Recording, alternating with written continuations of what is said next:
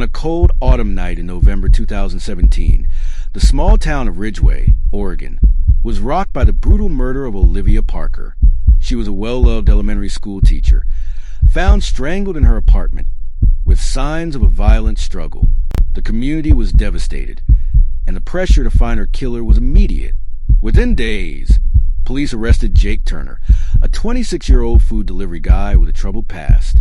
He had a minor record, bar fights, a DUI, but nothing violent. What made Jake a suspect was his past deliveries to Olivia's apartment.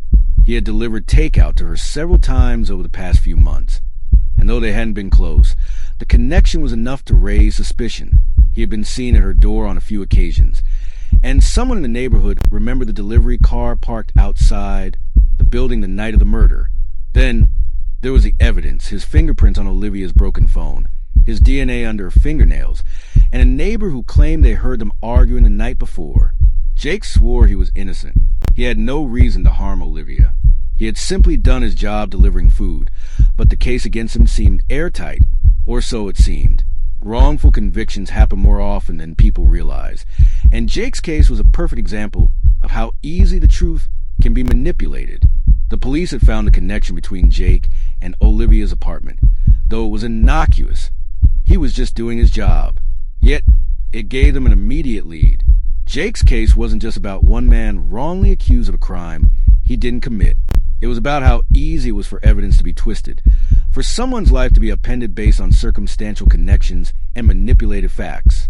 And, as it turned out, Jake's connection to Olivia's apartment was no coincidence. Someone had carefully planned this. The trial moved fast. Prosecutors painted Jake as a jilted delivery man, someone who may have snapped after being rejected by Olivia. They presented DNA evidence under her nails, phone records showing he had called her the day before, a witness statement from a neighbor who claimed they heard them arguing loudly. It seemed like an open-and-shut case, made all the more compelling by Jake's previous deliveries to Olivia's apartment. But Jake's defense attorney, Laura Mitchell, wasn't convinced. Something didn't add up. She dug deeper, requesting the raw forensic data. What she found shocked her. There were inconsistencies in how the DNA was processed. The crime lab technician, a man named Henry Lawson, had a history of errors in past cases. Some of his work had been quietly discredited. Then there was the phone evidence. Jake had called Olivia, but so had someone else just minutes before her death. That number was never investigated. Finally, there was the neighbor who claimed to have heard an argument. Under pressure, they admitted that a police officer had helped refresh their memory. The original statement hadn't mentioned hearing Jake at all. Something was deeply wrong with this case, and Laura realized the link to Jake's deliveries wasn't a coincidence. As Laura kept digging, she uncovered the horrifying truth.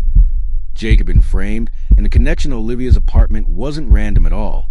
The real killer was Detective Ryan Kessler, the lead investigator on the case.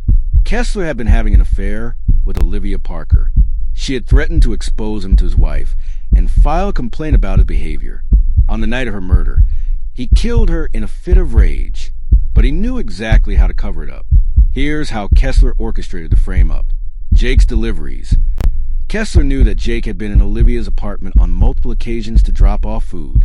He exploited this to plant the idea that Jake had a reason to be there.